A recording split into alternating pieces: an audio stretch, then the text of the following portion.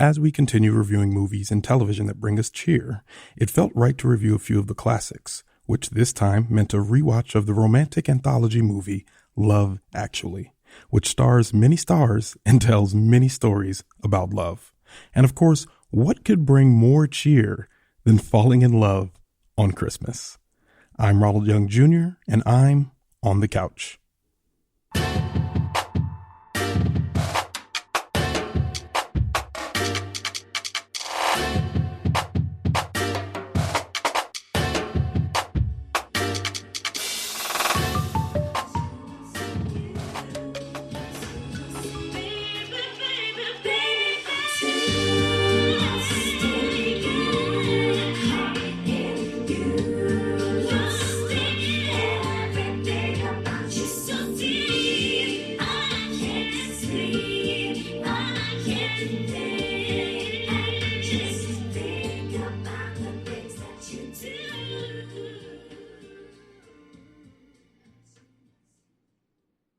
All right, this is Ronald, and I'm on the couch after watching Love Actually, written and directed by Richard Curtis, starring Hugh Grant, Liam Neeson, Colin Firth, Laura Linney, Emma Thompson, Alan Rickman, Keira Knightley, Martine, McCutcheon, Bill Nighy, Rowan Atkinson. And I'll stop there because if I list the entire cast of this movie, it'll be longer than the review itself. This movie has an enormous cast. It has stars great and small. It has huge movie stars playing bit roles. Let me back up. So Love Actually came out in 2003. And in 2003, it might have been late 2003. But at the time I was a sophomore in college. And I remember my friend Preston is the one who suggested that I should watch it. He was like, you should watch it. It's pretty good. Watched it back then. Young, impressionable kid. Thought it was a great romantic movie. Really liked it. Loved watching it with girls because made you seem like you had a soft spot, whatever. Again, I was a young, impressionable 19-year-old kid. Very long time ago. Might have been 20. I don't know. Love Actually is a movie with several threads all about love and the different way that folks love, and unrequited love and romantic love and, friendships. And they all it's mostly romantic love. Let's be honest. There's only like really one friendship story in here, but they're all intertwined stories. They're only intertwined because everybody lives near each other and everyone knows each other. They all live in England and they all know each other and they're all connected in weird ways. There's neighbors, there's relatives, all of that. And everything I'm describing, if you've seen Love Actually, you should understand why it's kind of difficult to describe as a movie. It's really just a Christmas romance movie. That's what it is, with a bunch of different threads. And if you're like me and you're in your mid 30s and you saw this movie in your late teens, early 20s, you'll probably have the same journey with this movie that I've had, which is there was a time in my life when I loved this movie. I watched it all the time. I showed it to every woman I was interested in at the time and, really liked it, tear up at some scenes, find, some things crazy, emotionally great about it. But now I haven't watched it. This was the first time I'd watched it in about 8 years, maybe 8-9 years. I purposefully stopped watching because I remember the last time I watched it, it just felt, there was something about it that I was like, I can't put my finger on it, but something's wrong. Like there's something wrong. I don't know what it is and I can't put my finger on it. And I don't even know if I discovered it after rewatching it now. I do know that this movie has some problematic scenes. It has problematic lines. It has problematic depictions of what is and not okay when it comes to love and pursuit of a person that you love or, of an object of your interest, if you will. But I think the sappiness of the movie is what endears so many people to this movie. And plus, it's so attached to Christmas. This did not have to be a Christmas movie, but making it a Christmas movie makes it a lot more palatable to have these types of stories all happening at once. And I believe the same people who made this also made Valentine's Day, which is another romantic anthology story, and New Year's Eve, which again is another romantic anthology story. And I remember one of the first things I thought upon this watching this movie was thinking, this probably would have been better if it had been a Netflix television series. I think I'm sitting here watching and I was like, this was way before its time. And Modern Love did a series like this where they just had one season of a bunch of different romantic stories, or a bunch of different stories based in love, but not necessarily romantic love, but just a bunch of different stories based in love. And I thought they did a better job. Granted, now they have the advantage of coming out in like 2019 and having, a lot of source material to choose from. But I think something like Love Actually would have benefited from having clear-cut storylines, all separated, that are not intertwined, that yes, could all happen around Christmas, and yes, could have some sort of culminating event at the end, but all being entirely separate of each other. Because watching this movie, it just feels so disjointed, and it feels like they try to make it thematically all the same because it's all love and they're all in this Christmas world. But a lot of these stories just don't really interconnect as well as I think the writer thought that it did, except for the fact that people had connections with each other. They were friends, relatives, what have you. It's weird because this movie has been a part of my life for many years. Again, since, 17 years.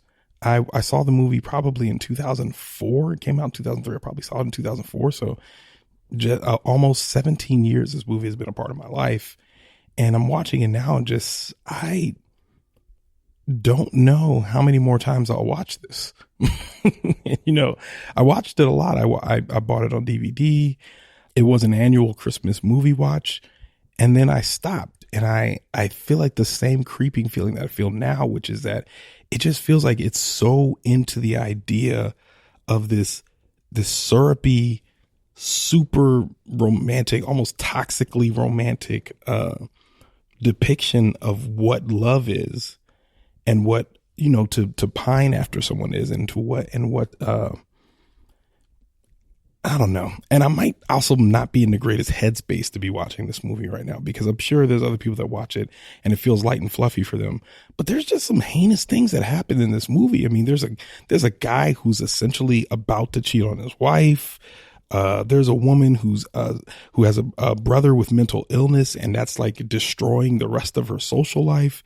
And I say social life, and I don't mean that lightly, but she spends so much time doting on her brother, who's in an institution, that it's kind of sucking away her opportunities to have agency over the rest of her life, which that just feels very sad. There's a guy dealing with grieving the death of his wife and still trying to take care of his stepson, which I think about that when I saw that, as a old teenager watching that, and I remember, wonder what the dynamic is there. I'd like to see more about the dynamic between him adopting his stepson, which I thought was interesting and fine. But yeah, there's so many, different little threads in here. There's a guy whose partner is cheating on him with his brother, and he has to leave town to go write a book, and then falls in love with his housekeeper, which at first, it seems like a romantic story, but I remember watching it and being like, man, there's just some messed up things, like, that you're billing as serendipitous, but don't really feel that serendipitous. They just kind of feel like people making the best of whatever circumstances they're in. There's a lot of fat shaming in this movie. A lot of fat shaming. There's a woman in this movie who named Nightly, who is working for the prime minister. And the joke is that she's fat, and she's not fat. And even if she were, it should not, that should not disqualify her from seeking love or being a romantic interest in someone. But sitting here watching, they're just like, oh, she's fat. And I'm just like, I know it's not a joke that they're saying, because it almost felt like comical that they were saying this person who is not fat at all is fat. But there's jokes like that throughout the movie about people just being fat. Oh, this person's fat, my fat manager, all of that. So it's, for people who have seen Love Actually, I'm sure you guys are like yelling at me right now and yelling at your radios being like, what? This movie's great. I love watching it, whatever. But for those of you who haven't seen it, I don't know if you have to see it. It kind of has fallen down to me, and become like, watching it now, I'm just like, this lines up next to all of the Hallmark movies, all of the Netflix, like cheap movies, Christmas movies. It falls right next to them thematically, because it's just a bunch of sappy love stories. Now, that being said, some of these sappy love stories, they still get me. Like, we get to the end of this, there's a few scenes in here where I'm just like, ugh, y'all got me. There's a kid chasing after his elementary school crush in an airport that just always, with the music swelling, always gets me every time. There's that same scene of that guy who falls in love with his housekeeper that learns a language for her, that he's marching over to get her. These grand gestures they're doing, they get me. I am definitely like a romantic old soul. Like, I love deeply, I love hard, and seeing stuff like this automatically rings all my bells.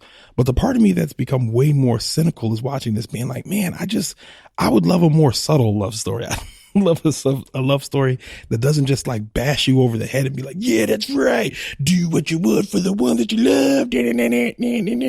I don't know why they're a rock band, but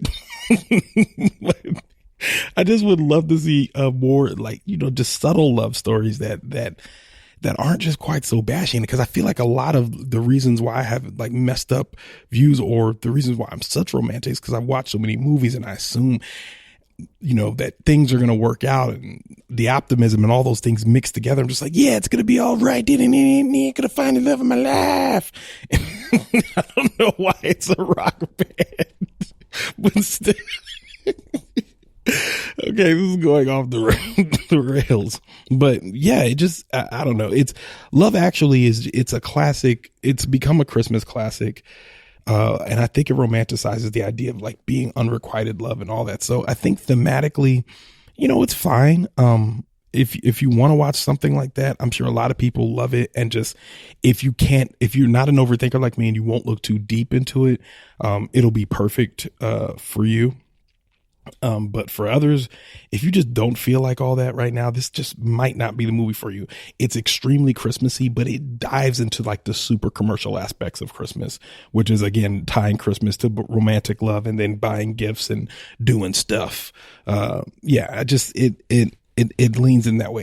Now, one thing I want to note about the cast is that, like I stated earlier, there are a bunch of well-known, very popular actors now who are playing bit roles in this movie. I mean, this movie, it stars the top build cast. Again, you have Liam Neeson in there. You have Hugh Grant at his height in there. You got Laura Linney. You got Emma Thompson. And those are, I mean, again, you can just stop there, but Colin Firth is in it. Those are all the people at the top build people. But there's people in this movie. Keira Knightley's in it. There's people in this movie who, and I'm laughing because Alan Rickman's in it. Completely forgot about Alan Rickman. Alan Rickman shows up and I was like, I forgot you were in this movie. But there's three people I want to note that are in this movie that are like way down the page, but are like all major stars now. Chiwetel Ejiofor plays Peter, who is that is not a big role. He's playing a guy whose best friend is in love with his wife, which is ridiculous. But this was the first movie I ever saw Chiwetel Ejiofor in, and since then he's become a huge star. Andrew Lincoln, you might know him as Rick Grimes from The Walking Dead. Again, this was the first thing I saw him in. Then later I saw him in Walking Dead, and I only know him as Rick Grimes now. Like, watching him in this, I'm just like, this just doesn't seem right. And then the one I like the most is Martin Freeman. Martin Freeman, who is he has been in the Marvel Cinematic Universe. He's been The Hobbit. He's been in all kinds of movies. Like Martin Freeman, you've seen him around, and he's probably as big a star as the biggest stars in this movie when this movie came out. Like Hugh Grant and the rest of them, he's as big and as bankable as the rest of them now. So this movie, when you think about the relationship to Hollywood and, 6 degrees of connections from this movie to other movies, even the kid, the little kid who's running after, oh man, I'm not going to remember this guy's names. I'm going to have to look it up, but he's been in Game of Thrones. He's been in The Maze Runner.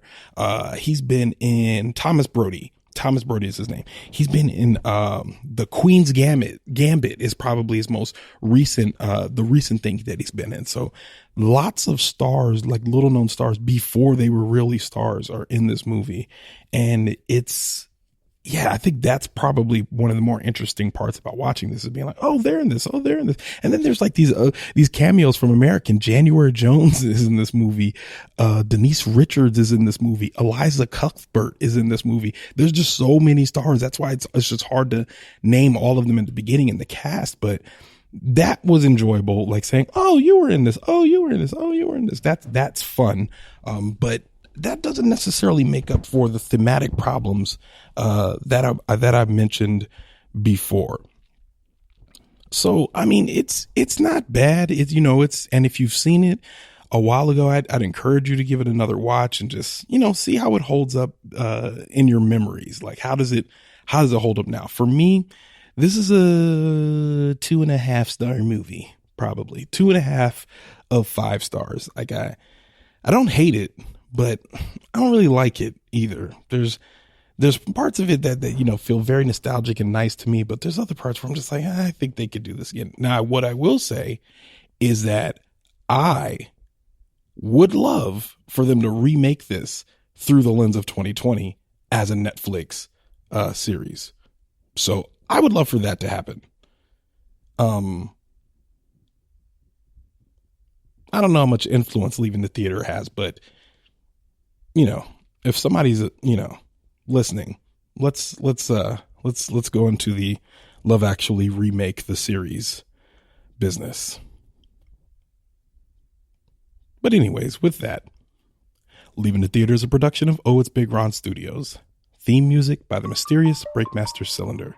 To find out more about this show and other ohitsBigRon Studios shows, follow me on Twitter and Instagram at ohitsBigRon. That's at ohitsBigRon. If you like this show, check out our sister show, Time Well Spent. Leaving the Theater will be back soon, but until then, I'll be here on the couch